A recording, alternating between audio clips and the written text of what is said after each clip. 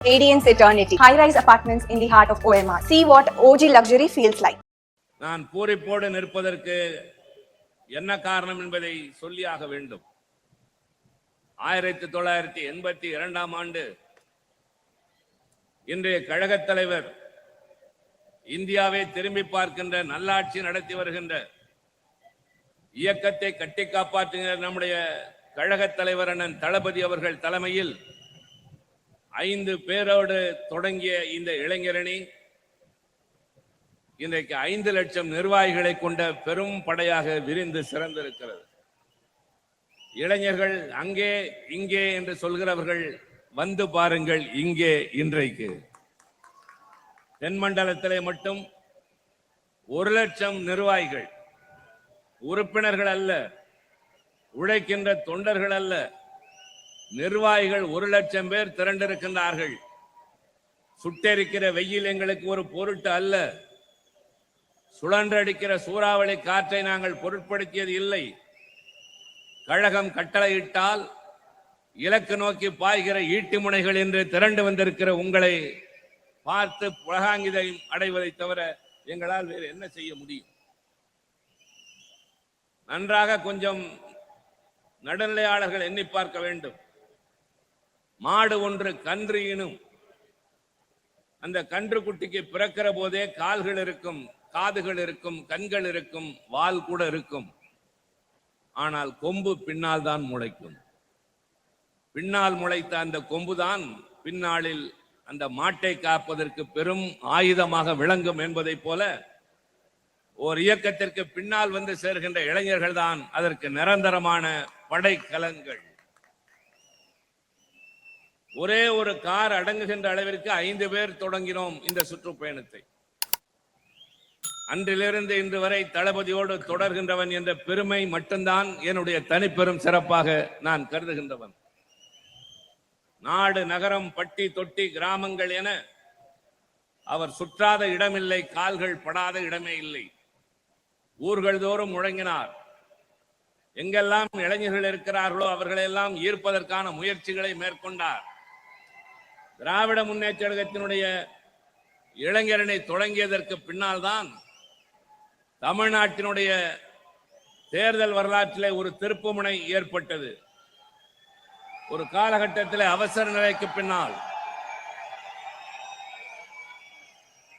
பல சோதனைகளை சந்தித்த நேரத்தில் இளைஞரணி என்ற அமைப்பு உருவானதற்கு பின்னால் தான் 1984 மாவட்ட அமைப்பாளர், துணை அமைப்பாளர்கள் என்று நியமிக்கப்பட்டதற்கு பின்னால் தான் 1986 ஆண்டு தமிழ்நாட்டில் அதிமுக ஆட்சி பொறுப்பில் இருந்த நேரத்தில் உள்ளாட்சி மன்ற தேர்தலில் முழுமையாக கழகம் வெற்றி பெற்றது. அதற்கு பின்னால் தான் 1989 கழகம் மீண்டும் ஆட்சி பொறுப்பேற்பதற்கு காரணம் கழகத்தின் இளைஞரணியும் தன்னேர் இல்லாத தலைவர் தளபதி அண்ணன் மு.க. ஸ்டாலின் அவர்களும் தான். இன்றைக்கு அந்த சிறப்புமிக்க அணிக்கு செயலாளர், ஆனால் தமிழ்நாட்டிலே வீரர்களாக உலவுகின்ற இளைஞர்களின் தனிப்பெரும் தலைவன் தம்பி உதயநிதி ஸ்டாலின். எதிர்காலத்தில் இவரை நம்பி இயக்கம் இருக்கின்றது, இயக்கத்தை நம்பி நாடு இருக்கின்றது. முதலாக அவர் இளைஞரணிக்கு நியமிக்கப்பட்டவுடன் அன்பகத்திலே வாழ்த்து தெரிவிக்க நான் சென்று அவரை பார்த்ததற்கு பின்னால் தலைவரை வந்து அறிவாலயத்திலே பார்த்து சொன்னேன், நாம் வளர்த்த இளைஞரணி இமயத்தின் உச்சியை தொடப்போகின்றது இன்று நான் கண்ட காட்சி என்று சொன்னேன். மிகைப்படுத்தப்பட்ட கூற்று அல்ல அது. புதிய இளைஞர்கள் பொலிவு ததும்புகின்ற முகத்தோடு நின்றார்கள், ஆர்வத்தோடு நின்றார்கள், நம்பிக்கையோடு நின்றார்கள். நம்மை வழிநடத்துவதற்கு ஒரு தலைவன் என்ற உணர்ச்சியும் முழக்கமும் அவர்களிடம் இருந்ததை நாங்கள் கண்டோம். ஆக பெயரளவிற்கு அந்த பொறுப்பு என்று இல்லை. இன்றைய இளைஞரணி செயலாளர் பொறுப்பேற்றதற்கு பின்னால் படிப்படியாக அவர் ஆக்கப்பூர்வமான செயல்களில் ஈடுபட்டார்.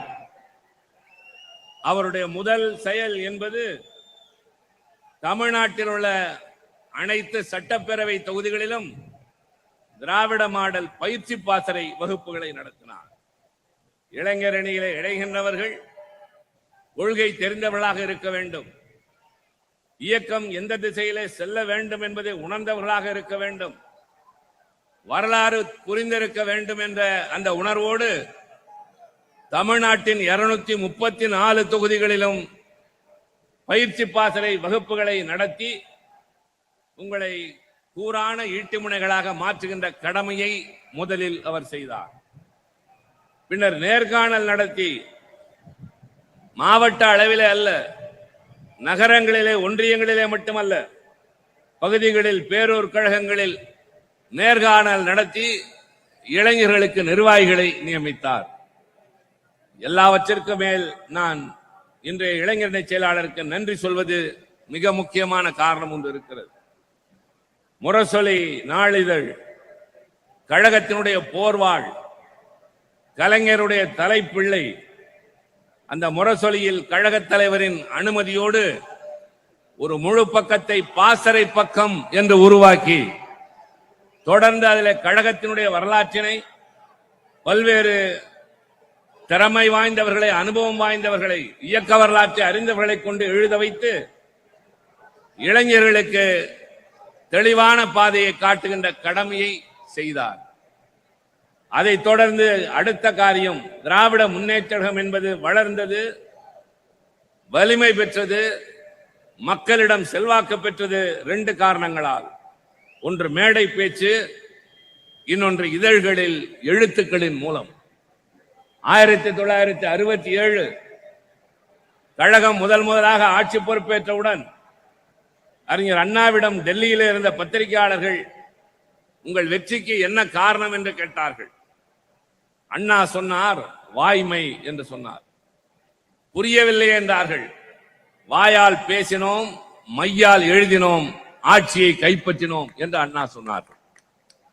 ஆக மேடை என்பது தமிழ்நாட்டில் குறிப்பாக திராவிட முன்னேற்ற கழகத்திற்கு ஒரு வலிமையான தளம் என்பதை உணர்ந்து தமிழ்நாடெங்கிலும் இருக்கின்ற இளைஞர்களை வரவழைத்து சற்றேறக்குறைய 10,000த்திற்கும் மேற்பட்டோர் விண்ணப்பித்தார்கள். அவர்களை வடிகட்டி இன்றைக்கு 200க்கும் மேற்பட்ட இளம் பேச்சாளர்களை உருவாக்கியது அவர் அடுத்து செய்த அருமையான காரியம். கடந்த சில மாதங்களுக்கு முன்னால் காலத்தின் நிறம் கருப்பு சிவப்பு என்று இயக்கம் 75 ஆண்டுகள் நிறைவேற்றியதை ஒட்டி பவளவிழா ஆண்டின் போது நூல் ஒன்றினை வெளியிட்டார். 1000த்திற்கும் மேற்பட்ட பக்கங்கள், 100க்கும் மேற்பட்ட கட்டுரைகள். அது ஒன்று படித்தால் போதும், இயக்கத்தின் வரலாறு தெரியும் என்கிற போது நான் சொல்ல வருவது என்னவென்றால், ஒரு அணிக்கு பொறுப்பேற்றோம் என்பதோடு நின்றுவிடவில்லை. அவர் துணை முதலமைச்சராகி செய்த காரியங்கள் தனியான அத்தியாயம். அதை பேசுவதற்கு இங்கே நேரமும் இல்லை, அதற்கான இடமும் இல்லை.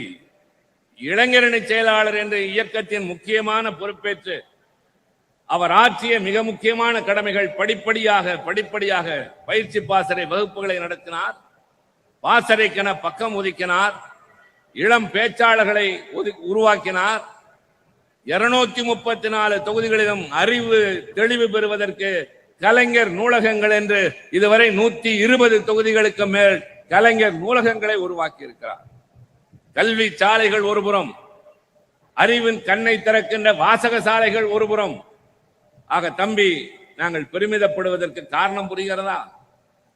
இது வெறும் கூடி கலைகின்ற காக கூட்டம் அல்ல, கூடி பொழிகின்ற மேக கூட்டம் என்பதாக இந்த இளைஞர்களுக்கு வரலாற்றை சொல்லி தந்து இவர்களை எதிர்காலத்திற்கு தயார்படுத்தி, நாளைக்கு இந்த கொடி இருக்க போவது உங்கள் கரங்களில். இதை உருவாக்கியவர்கள் இல்லை, உருவாக்கி வளர்த்தவர்களில் பலர் இன்றைக்கு மூத்தவர்களாக மாறிவிட்டார்கள். கழகத் தலைவரோடு சேர்ந்து நானும் இன்றைக்கு உங்களை விட மூத்த தலைமுறை. ஆனால் நாளை இந்த கொடி உங்கள் கையில், இந்த இயக்கம் உங்கள் கையில், இந்த நாடு உங்கள் கையில். ஆக பட்டாளம் எத்தனை, கூட்டம் எத்தனை என்பதல்ல, அதை வழிநடத்தி செல்கிற தலைவன் தேவை. அதைத்தான் பாரதிதாசன் சொன்னார். தமிழன் என்ற உணர்வு தேவை, வழிநடத்துவதற்கு தனிப்பெரும் தலைவன் தேவை என்றாரே. அப்படி தனிப்பெரும் தலைவனாக இந்த பட்டாளத்திற்கு உதயநிதி ஸ்டாலின் வந்து எங்களுக்கெல்லாம் நம்பிக்கை ஊட்டுகின்றார். நான் 2 செய்திகளை மட்டும் சொல்லுகின்றேன். திருச்சியிலே முதலாக இளைஞரணி மாநாடு 1982 நடைபெற்றது. அந்த மாநாட்டினை நானும் இன்றைய அமைச்சர் மகேஷ் பொய்யாமொழியின் தந்தை அன்பில் பொய்யாமொழியும் சேர்ந்து நடத்தினோம். அந்த மாநாட்டின் நிறைவுரையின் போது நன்றியுரை ஆற்றுகின்ற பொறுப்பு எனக்கு செயலாளர் என்ற முறையிலே தரப்பட்டது. அதில் பேசுகிற போது நான் சொன்னேன், பல கருத்துக்களை சொன்னேன், பேச்சின் ஊடே சொன்னேன். இவ்வளவு பெரிய கூட்டத்தை இதுவரை பார்த்தது இல்லை, இவ்வளவு இளைஞர்கள் இதுவரை திரண்டது இல்லை. எங்கு பார்த்தாலும் கரும் தலைகளாக தெரிகின்றன. அது எப்படி இருக்கிறது என்று சொன்னால், இது சிவகாசி இருக்கிற மாவட்டம், தீப்பெட்டி தொழிற்சாலை இருக்கின்ற மாவட்டம். உங்களுக்கு நன்றாக தெரியும், தீக்குச்சிகளை பெட்டியிலே அடுக்குவதற்கு முன்பாக காய வைத்திருப்பார்கள். அதை போல தெரிகிறது. எப்படி தீக்குச்சியின் தலையிலே இருக்கிற அந்த கருப்பு மருந்துக்குத்தான் சக்தி அதிகமோ, அதுபோல இங்கே திரண்டிருக்கிற உங்களுடைய கரும் தலை, அதுல இருக்கின்ற மூளை, அதுல இருந்து கிளம்புகிற சிந்தனை பொறி, இதை ஒருங்கிணைக்கிற வாய்ப்பினை தந்த கண்ணான தலைவர் கலைஞர் அவர்களுக்கு ஒட்டுமொத்தமான நன்றி என்று நான் உரையினை நிறைவு செய்தேன். இது வெறும் உவமையாக தெரியலாம். கலைஞர் அவர்கள் அதை தொட்டு பேசாமல் போயிருந்தால், தலைவர் தன்னுடைய பேச்சின் ஊட பல செய்திகளை பேசி உணர்ச்சியின் உச்சத்திற்கு சென்ற போது சொன்னார், இங்கே நன்றியுரை ஆற்றிய தம்பி திருச்சி சிவா உங்களை எல்லாம் தீக்குச்சிகள் என்று சொன்னார். ஆம் தம்பிமார்களே, நீங்கள் எல்லாம் தீக்குச்சிகள் தான். ஆனால் திராவிட முன்னேற்ற கழகம் எனும் தீப்பெட்டியில் அடங்கி கிடக்க வேண்டிய தீக்குச்சிகள். தேவையான நேரத்தில் எடுத்து உரசுவோம். பற்ற வைக்க வேண்டியதை நீங்கள் பற்ற வையுங்கள். அந்த நெருப்பு வீட்டை எரிக்கிற நெருப்பு அல்ல, ஊரை கொளுத்துகிற நெருப்பு அல்ல, நாட்டை சூழ்ந்திருக்கிற இருளை விரட்டுகிற ஒளி விளக்காக இருக்கட்டும் என்று சொன்னாரே. அப்படி தீக்குச்சிகளாக வந்திருக்கிற உங்களை சரியான நேரத்திலே உரசி வழிகாட்டும் ஒளிவிளக்குகளாக மாற்ற இருக்கிற தலைவன் வர இருக்கிறார். உங்களை நாளைக்கு வழிநடத்த இருக்கிற எங்களுக்கு நம்பிக்கை தருகிற இந்த இளைஞர்கள் சேனையின் தலைவன் இதோ இங்கு இருக்கிறார். இரண்டாவது செய்தி, அந்த ஒரு நாள் ஈரோட்டு மாநாட்டிலே கழகத்தினுடைய செயல் தலைவராக பொறுப்பேற்று இன்றைய கழக தலைவர் அவர்கள் வந்த நேரத்திலே நான் நினைவுபடுத்தி சொன்னேன். 1948ஆம் ஆண்டு ஈரோட்டில் நடைபெற்ற திராவிடர் கழக மாநாட்டில் அறிஞர் அண்ணாவை ஒரு அலங்கார ரதத்திலே வைத்து ஊர்வலம் வைத்து முன்னால் நடந்து சென்ற தந்தை பெரியார் அந்த மாநாட்டிலே பேசுகிற போது சொன்னார், வெட்டி சாவியை நான் அண்ணாவிடம் ஒப்படைக்கிறேன் என்று சொன்னார். அப்பொழுது அண்ணா பேசுகிற போது சொன்னார், பெட்டி சாவிதான் என்னிடம் இருக்கும், ஆனால் பெட்டி பெரியாரிடம் தான் இருக்கும் என்று சொன்னார்கள். அந்த பெட்டியும் பெட்டி சாவியும் அண்ணாவிடம் வந்து சேர்ந்தது. அண்ணாவிடமிருந்து கலைஞரிடம் வந்து சேர்ந்தது. கலைஞரிடமிருந்து இன்றைய கழக தலைவர் அண்ணன் தளபதி கரத்திற்கு வந்திருக்கிறது. அந்த பெட்டியிலே என்ன இருக்கிறது தம்பிமார்களே? கோமேதகங்கள் அல்ல, வைடூரியங்கள் அல்ல, வைரங்கள் அல்ல, மரகத மாணிக்கங்கள் அல்ல, கொள்கைகள், கோட்பாடுகள், லட்சியங்கள், தியாக வரலாறு. நாளைக்கு அந்த பெட்டியும் சாவியும் தம்பி உதயநிதி உங்கள் கைக்கு வர இருக்கின்றது. உங்களை நாங்கள் நம்புகின்றோம். இன்னொன்றையும் மறந்து விடாதீர்கள், இந்த மாநாடு நடக்கிற நேரம் இன்னும் சில நாட்களில், மாதங்கள் என்று சொல்வதை விட சில நாட்களில் தேர்தல் களத்தை சந்திக்க இருக்கிறோம். இது வழக்கமான தேர்தல் அல்ல, இது ஒரு தத்துவ போர். தமிழ்நாட்டு மண்ணுக்கு திராவிட இயக்கம் வளர்த்து செழித்து வைத்திருக்கிற உணர்ச்சி பூர்வமான பயிருக்கு மாற்றாக இந்தியாவின் பன்முகத்தன்மையை சிதைக்கிற ஒற்றை மொழி இந்திதான் இந்தியாவை ஆள வேண்டும் என்று சொல்லுகின்ற ஒரு கூட்டம் இங்கே உள்ளே நுழைய பார்க்கின்றது.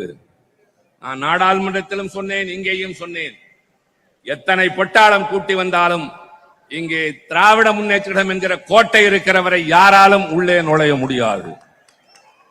தயவு செய்து நீங்கள் மனதிலே பதிய வைத்துக் கொள்ளுங்கள். இன்று இங்கிருந்து கிளம்புகிற நீங்கள் ஒரு மாநாட்டிற்கு வந்தோம், எல்லோரும் ஆற்றிய உரையினை கேட்டோம், கலை நிகழ்ச்சிகளை கண்டுகளித்தோம் என்பதோடு அல்ல, இன்றிலிருந்து தேர்தல் வரை ஊனில்லை, உறக்கமில்லை. வெற்றி என்ற செய்தி நம் காதில் எட்டுகிற வரை நமக்கு எந்த காலத்திலும் ஓய்வு இல்லை என்ற நிலைகளை தயவு செய்து தமிழ் மொழியை தலைநிமிரச் செய்ய வேண்டிய போர் இது. இந்த இனத்தையும் இயக்கத்தையும் வேறறுத்து விடுவோம் என்று அங்கு நின்று சூளுரைக்கிறார்கள். நானும் சகோதரி கனிமொழி அவர்களும் அங்கே நின்று முழங்குகிறோம். வந்து பார் என்று சொல்லுகிறோம். எங்கோ ஒரு முச்சந்தியிலே என்றல்ல, யார் எங்களை எதிர்க்கிறார்களோ அவர்களுக்கு நேருக்கு நேராக நின்று சொல்லுகிறோம். வந்து பார் என்று சொல்லுகிறோம் என்றால் வாய் சவடால் அல்ல, உங்களை நம்பித்தான், இந்த படை வரிசையின் வலிமையை நம்பித்தான். இந்த தம்பியின் தலைமையின் திறமையை பார்த்து நாங்கள் புரிந்து கொண்டதற்கு பின்னால் நம்பிக்கையோடு சொல்கிறோம். இது எதேச்சாதிகாரமான பேச்சு அல்ல, எக்களித்தாறு பேசுகின்ற பேச்சு அல்ல. இந்த இயக்கம் வளர்த்து வைத்திருக்கிற உணர்வு, மாற்றி இருக்கிற மாற்றங்கள், ஏற்படுத்தி இருக்கிற செழிப்பு, தமிழ்நாடு உயர்ந்து நிற்கின்ற இந்த நிலை, இவ்வளவையும் ஒரு கண நேரத்தில் வீழ்த்துவதற்கு தங்கள் இருக்கிற அதிகார பலத்தோடு வருகிறார்கள்.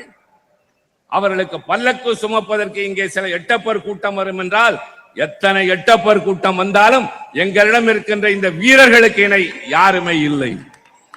நன்றாக நினைவில் வையுங்கள், வந்திருப்பவர்கள் வெறும் நிர்வாகிகள் மட்டும்தான். நீங்கள் தனி மனிதர்கள் அல்ல, நீங்கள் சாதாரண இளைஞர்கள் அல்ல. இந்த கருப்பு சிவப்பு கொடியால் இன்றைக்கு தலைநிமிர்ந்து வாழ்கிறோம். இந்த இயக்கம் இருக்கிற காரணத்தால் தமிழ் தலைநிமிர்ந்து செழித்து வளர்ந்து கொண்டிருக்கின்றது. மாநிலங்களுடைய உரிமைகள் பாதுகாக்கப்பட்டு வருகின்றது. நம்முடைய தலைவர் தளபதி அண்ணன் அவர்களுடைய முழக்கங்கள், அவர் ஒரு தேர்ந்த தலைவனாக வளர்ந்து விட்டார். 45 ஆண்டுகளாக அவரோடு வலம் வருகிறேன், பார்க்கிறேன். ஏற்பட்டிருக்கிற பக்குவம், அணுகுகின்ற முறை, மக்கள் பிரச்சனைகளை கையாளுவதற்கு அவர் காட்டுகின்ற கனிவு, கூட்டணி கட்சியினரும் காட்டுகிற தோழமை, நீங்கள் நன்றாக அந்த காட்சியை கவனித்திருந்தால் தெரியும். ஆளுநர் என்ற பொறுப்பில் இருக்கிறவர் தன்னுடைய எல்லையை மீறி நடந்து கொண்டு வெளியேறிய போது உட்கார்ந்து கொண்டு ஒரு சிரிப்பு சிரித்தார் பாருங்கள். அதற்கு ஈடு எதுவுமே இல்லை. நீ அல்ல, எவன் வந்தாலும் நான் பார்ப்பேன், நான் திராவிட முன்னேற்ற கழகத்தின் தலைவன் என்று சொல்லி நிற்கிறாரே. Tamil Nadu is out of Delhi's control என்று சொல்லுகின்ற மாபெரும் துணிச்சல் மிக்க ஒரு மாவீரன் நம்முடைய தலைவர். கலைஞர் சாகிற வரை போராளியாக இருந்து மறைந்தார். கலைஞர் முதலமைச்சர், 50 ஆண்டு காலம் ஒரு கட்சியின் தலைவர் என்பதல்ல, அவர் பிறந்ததிலிருந்து கடைசி மூச்சு விடுகிற வரை போராளியாகவே இருந்து மறைந்தார். தன்னுடைய வாழ்க்கையின் எல்லா நிலைகளிலும் போராளி. அவருக்கு தப்பாமல் அந்த இடத்திற்கு வந்து சேர்ந்திருப்பவர் அண்ணன் தளபதி மு.க. ஸ்டாலின் அவர்கள். அதற்கடுத்து நான் இவ்வளவும் பேசினேன், நிறைய இருக்கிறது. ஆனால் நேர கட்டுப்பாடு தெரியும். நீங்கள் காத்திருப்பது எத்தனை நேரமாக என்று தெரியும். தம்பி, உங்களை நம்பி இந்த இயக்கம், உங்களை நம்பி நாங்கள், உங்களுக்கு பின்னால் இவர்கள். உங்களுக்கு நாங்கள் சொத்து சுகம் தரவில்லை, வைர வைடூரியங்கள் தரவில்லை, வேறு எதையும் தேடி தரவில்லை.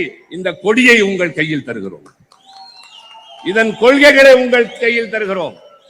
நீங்கள் இளைஞர்களை ஈர்த்தீர்கள், அவர்களுக்கு இயக்க உணர்வை ஊட்டினீர்கள், லட்சியம் இது என்ற அடையாளத்தை சொன்னீர்கள், படை நடத்துகிறீர்கள். பகைவர்கள் நடுங்க, வெற்றியை தொட்டு காட்டுங்கள். நம்பிக்கையோடு சொல்கிறோம், இப்படி ஒரு இளைய தலைவன் இந்தியாவில் வேறு எந்த கட்சிக்கும் இல்லை என்ற இருமாப்பு எங்களுக்கு உண்டு. இவ்வளவு பேரை கட்டி இழுத்து கொண்டு வந்து நிறுத்தி கட்டுக்கோப்போடு அவர்களை ஒரு ராணுவ சிப்பாயை போல வழிநடத்துகிற அதற்கு பேர் தான் தலைமை என்பது. கானகத்திலே சிங்கம் இருக்கும், எல்லா மிருகங்களும் அதை ஏன் தலைமையாக ஏற்றுக்கொள்கிறது தெரியுமா? எல்லா மிருகங்களும் ஓடும் பாயும், ஆனால் சிங்கத்தின் நடையில் ஒரு நிதானம் இருக்கும். போகிற போது சிங்கம் நின்று ஒரு பார்வை பார்க்கும். அந்த பார்வையினுடைய பொருள் என்ன தெரியுமா? பின்னால் வருகிறவர்கள் எல்லாம் கட்டுப்பாட்டோடு வருகிறார்களா என்று பார்க்கும். அதைத்தான் அரிமா நோக்கு என்று சொல்வார்கள். அந்த அரிமா நோக்கை உங்களிடம் கண்டோம். நீங்கள் போகிற போது இளைஞர்கள் காட்டுகிற ஆர்வம் மட்டுமல்ல, நீங்கள் அவர்களை வழிநடத்துகிற முறை, கனிவு காட்டுகிற முறை, நேரில் வந்து காணவில்லை என்பதல்ல, அன்பகத்தில் என்ன நடக்கிறது என்று தெரியும், குறிஞ்சி இல்லத்தில் என்ன நடக்கிறது என்பது தெரியும். நீங்கள் செல்லுகிற ஊரிலே எப்படி அவரிடம் நடந்து கொள்கிறீர்கள் என்கிற போது இப்படித்தான் அரவணைத்து செல்ல வேண்டும். திராவிட முன்னேற்ற கழகம் நாட்டுக்குள்ளே வளர்ந்தது பேச்சாலும் எழுத்தாலும். இயக்கம் வலிமை பெற்றது அண்ணன் தம்பி என்ற பாசத்தால்.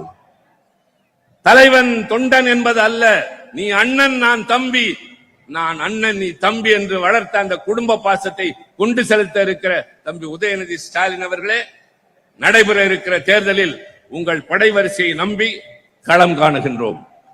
அவர்களை நேருக்கு நேராக அங்கே எதிர்கொள்வது வேறு. ஆனால் இங்கே அவர்கள் உள்ளே நுழைகிற போது என்ன படை எடுத்து வந்தாலும் சரி, எவ்வளவு வேகத்தோடு வந்தாலும் சரி, திராவிட முன்னேற்ற கழகம் எதிர்கொள்ளும். திராவிட முன்னேற்ற கழகம் எவராலும் தொட்டு பார்க்க முடியாத ஒரு கோட்டை. மீண்டும் இங்கே கழகத்தின் கொடி உயரும். 7வது முறையாக கழகம் ஆட்சி பொறுப்பேற்கும்.